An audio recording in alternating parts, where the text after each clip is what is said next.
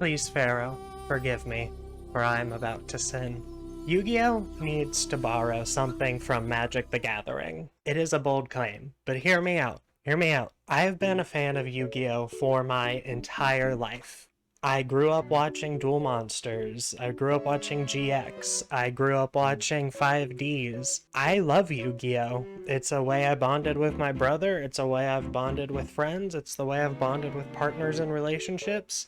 Yu-Gi-Oh! Has always been a huge part of my life. So for me to think it needs to steal something from a card game that I know virtually nothing about, I think says a lot. Now, Magic the Gathering is a game I have a ton of respect for and is really, really interesting. However, I don't know too much about it. I have watched people play the game occasionally. I have listened to videos recounting both the history of the competitive card game as well as just the history of the cards themselves, including an incredible video by Spice8Racks, which actually is what inspired this. It was his video on Unsets. And something else really cool about Magic the Gathering, if you didn't know, it's Turing complete, which means you can make a fully functional computer out of just in-game mechanics, which is pretty dope. And while I'm curious about playing Magic the Gathering, and probably will start playing it one day, that's not the purpose of this video. So, what I think Yu-Gi-Oh! Needs to steal from Magic the Gathering is the concept of an unset. And for me to explain to you why I think Yu-Gi-Oh! Needs this and everything, I need to first explain what a set is for anyone who doesn't play any sort of TCG. Essentially, sets are just batches of cards that are released, typically with themes around them. Pokemon has like a couple of different ones that have come out based around different games, different legendaries, different types. Magic the Gathering is the same. They've done stuff for Dungeons and Dragons sets, they've done world-based sets, and Yu-Gi-Oh! Also does this. They also have their own sets. I mean, you got like Cyber Impact, you got Maximum Gold El Dorado, you got like all these different sets that pop up. And a lot of card games, after a few years with all these sets coming out, there are a lot of cards released. Inevitably, there are going to be cards that are more powerful than others, or cards that have unintended interactions between them. And there are a few different ways that card games, TCGs, will deal with this unbalance in the card game as it naturally progresses. A lot of games, including Pokemon, amongst many others, use something called set rotation, where only specific sets of cards and only cards released in specific sets from those specific sets can be used legally in tournament. And on top of that, most things also have a ban list, which is sometimes restricting it to the set is not enough, and there's still an overpowered card or set of cards that need to be restricted from play. And in those cases, they will be banned. Now, Yu-Gi-Oh! Is a weird card game because it has a ban list, but it does not have any form of set rotation. Unless on the ban list or specified on the text of the card, usually reserved for tournament win cards like this, or promotional cards like this, or illegal cards like this, unless it is one of those very, very few categories, it is legal to play in a duel.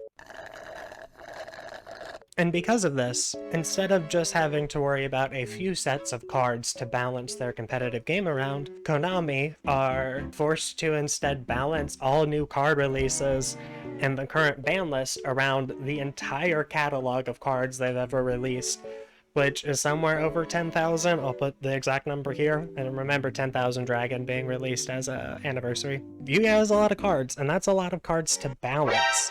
This can make it discouraging or seemingly not worth it to print unexpected or overpowered or one-off joke effects or a very experimental thing, because they're concerned that what will happen is it will be released, and then if it flops, everyone will either make fun of it because it sucked in tournament, or it might be broken and completely overpowered, and then it gets banned instantly and is either hated by the community, everyone wants it back even though it was too powerful, or some other form that has the community upset at you. In a lot of ways, there are many things discouraging Konami from creating new cards that are very experimental. Now, we've had some things happen over the years. I mean, they've experimented with a lot of archetypes and a lot of concepts to try to make them more powerful. I mean, ritual monsters were terrible. And then there's everyone's least favorite, but also favorite ritual decks, Gishkis and Nekraz, which are incredibly consistent and powerful. Then you have Xyz monsters, which they went, oh, but what if you only needed one monster? And then we got Zodiacs, which was tier 0, and we all know how that went. It seems often when Konami tries to do something cool and experimental and change up the effect of the game, they're either forced to do it in small ways where they can't explore, or they just don't like to do it at all. And I think that's where Magic the Gathering's concept of unsets is a brilliant thing Konami needs to just plagiarize. Just steal it. There have been several unsets released, and now these unsets are also called silver borders sometimes, because the way you can differentiate them from a regular Magic the Gathering card, which typically have a black border around them, these instead have a silver border around them, as well as they are each branded with a unique unset icon specific to each unset. These unsets were really, really cool because just by fact of them having a silver border and being part of an unset, they were inherently illegal for tournament play. However, they, still great for casual play, great for unset specific formats. And unsets allowed for the creation of not just joke cards, but also the first forays into mechanics that would go on to not only become common, but beloved staples of Magic the Gathering. It's this freedom that unsets have given Magic over the years that has allowed it to grow into the wonderful, bizarre, wacky world it is. And I think Yu-Gi-Oh! Would have so much potential tapping into that exact same idea, that exact same process. Magic the Gathering introduced new types of cards, new mechanics of cards with their unsets. They introduced a lot. Everything from full art lands to fractional attack and defense, or whatever the fuck it's called in Magic the Gathering. Build-A-Bear Workshop, aka constructs, or whatever that weird cycle mechanic is. Look, Spice 8 Rack explained it in his video, honestly pretty well, and I still don't understand it, but I'll just put his madman diagram on screen right now, and you can see if you can figure it out. I think Yu-Gi-Oh! Needs to do this and try out some new things. Why not have anime-exclusive cards come over to the real world without changing their effects? I mean, there are so many cards that either never leave the anime, or when they do have their effects change significantly so they wouldn't break the card game in real life. However, being able to release them in an unset-type format would allow people to play with and own their favorite cards from the anime, which, I mean, Konami, first of all, that would give you a lot of money. Secondly, it would allow for really cool anime deck only tournaments where you can only play cards that appeared in the anime or something like that.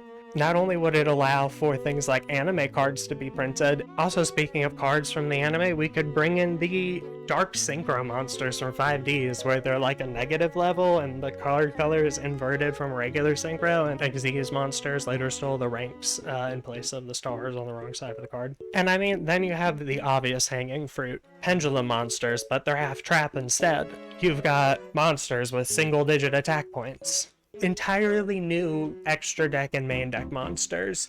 Make some, I don't know, over leveled, or allow monsters that have multiple types. Why don't we have a monster that is beast warrior, reptile machine, or anything like that? Why don't we allow more hybrid typing? Or what about an entirely new type of mechanic, similar to Flip Monsters or Toon Monsters or Gemini, or that weird subgenre of monsters? We could explore that as a new category. We could have main deck tokens. I don't know why. Just put tokens in your main deck. It'd be cool. Slap an effect on it. Why not? We could have Xyz monsters with half ranks. Why not? Make a rank 4.5. While we're at it, let's throw Super Light Vikings from Rada's video in here. Make Super Light Vikings real. Do it, Konami. Do it. You won't. Now, there could be some debate on how to differentiate these cards from regular Yu-Gi-Oh cards. And different colored borders / rarities are already kind of a wild concept in Yu-Gi-Oh! I mean, look at Ghost Rares, Maximum Gold Rares. Then we also have other card types as well. Like, I mean, the fact that we got normal, effect, ritual, fusion, synchro, Xyz, link, spell, trap, pendulum, and all of its variants. We got a lot of tokens. We got a lot of different card types to keep track of, a lot of different borders. I think Yu-Gi-Oh! Should either do something like a specialized color that is specifically just the outside border of the card, or if you look at a Yu-Gi-Oh! Card, hold on, let me grab one. Outstanding Dog Marin. Let me see. It doesn't show up on camera well. I'm just gonna place it. I think that where it says things like Beast Effect, I broke it. Just have a specialized tag, unset, or like secondary, or just some sort of keyword or phrase on the monster effect type. And you know what? You know what, Konami? I have thrown together most of an entire first set for you. The entire first unset, it's on me.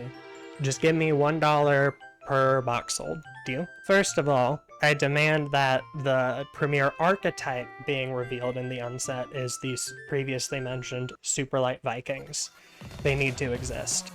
And now, let us officially start the reveal of the first Yu-Gi-Oh! Unset. So, on top of the release of Super Light Vikings, we will also see the release of some other cool anime-exclusive cards. So, to start off with, we have Roll of Fate. Roll a die, draw cards equal to the result, then mill the same from your deck. Imagine +5 plus a mill 6. This would be absurdly broken. However, released in an unset, used in a casual format, this is a really cool mix-up. Draw Paradox. Instead of conducting your draw phase, you draw when your opponent would instead. This is such an interesting gimmick. I feel like that while this wouldn't necessarily be very competitive, I feel like it would be able to mix up a lot of other formats very well, and it would be a very interesting card to play. It would make all duels feel a little different. Now I'm using these as placeholders for if we were able to get the Egyptian gods, but with their actual anime effects printed, with their immunity to other card effects, the divinity ranking, all of the once per episode extra effects that got added onto each of them. I feel like getting the actual anime versions of each of the Egyptian gods would be very, very cool. Now, Ra would have obviously too much text to fit on it, given as Ra would be the longest Yu-Gi-Oh card in history, if just written as was in the anime. The anime exclusive Dark Synchros, 100 Eyes Dragon, can copy the name of effect of any dark monster in your graveyard, as well as the fact that it can let you add any dark monster from your deck to your hand. Now, that's an insane amount of searching, especially compared to the real-world equivalent of 100 Eyes, which is a regular synchro, which will allow you to add a Earthbound Immortal to your hand, which is a considerably less powerful art. Next up, we have the Penju Trap, Artifact of Artifact, which its flavor text reads, the ultimate artifact, but it's actually Gladiant support. When opponent summons a monster, equip this card to it. If you do, take control of that monster. If this card is destroyed, proliferate now. As you can see, proliferate is not a key term in Yu-Gi-Oh! At the moment, but it is also something Yu-Gi-Oh! Should steal from Magic the Gathering.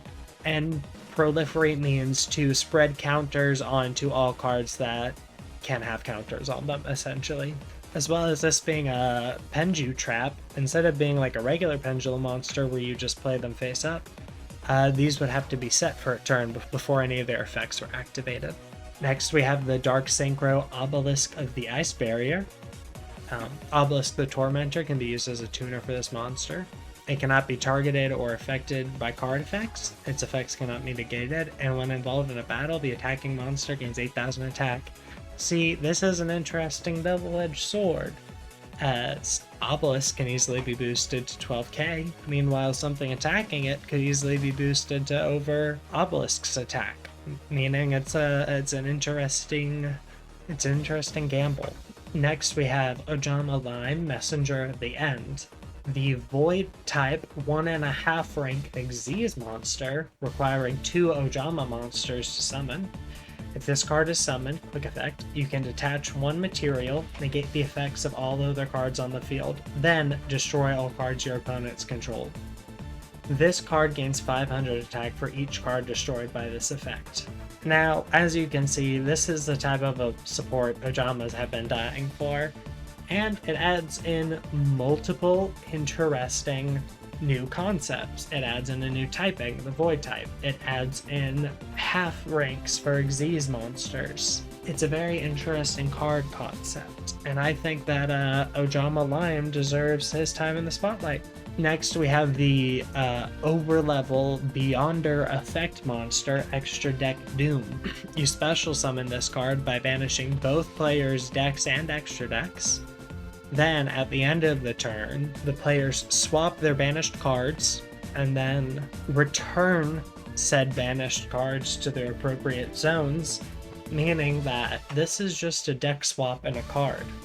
So you can force your opponent to play your strategy, and then you get to play your opponent's strategy. Again, something that wouldn't work in current competitive Yu-Gi-Oh, but a very interesting and fun mechanic nonetheless. We have, wait, what? The Spell type Link monster, who is a Cyberse Beast Warrior effect Link monster with 9 attack. This card face up is always treated as a fusion monster. While face up on this field, this card can be changed into defense position. If this card is in defense position, it cannot be targeted for attacks. As you can see, this is looking at the concept of Link monsters and how they are the only cards in the game who feel too special to be flipped into defense mode, instead allowing them to be put into defense position, completely breaking one of the central mechanics of that type of monster. But I think that'd be so interesting. That would be so cool. Next we have a main deck token. We have the level 12 default text, the Divine Token Flying Beast effect monster. This card is placed in the main deck. This card can be summoned by banishing 1 face-up card from your hand. This card is also treated as a token. Once per turn, quick effect, this card gains attack equal to the number of cards in your opponent's deck times 100. Battles involving this card result in no life point damage. Main deck tokens, I don't know how you'd make them work. I don't know why they'd be in the game, but we should have them. We should have main deck tokens, because why not? And that ends the unveiling of the first unset in Yu-Gi-Oh's history. Thank you. Anyways, these are ridiculous and over-the-top examples, and not quite as playable as Magic's first unset, but I think it's a fun way to get the ball rolling, and I think it also could start a cool conversation. What would you want to see in an unset? Would you want to see a specific fan card? Would you want to see anime cards? What would you want to see? Anyway, that's just my 2 cents. I would also like to say sorry for the low quality of the videos, so I promise the quality will be getting better with each video. And if you'd like to join me on what I promise will be more consistent deep dives into weird, cursed, random topics, just hit like and subscribe. Anytime I have one of these cursed ideas, I want to put it out there. Drink some water, take your meds, have a good day.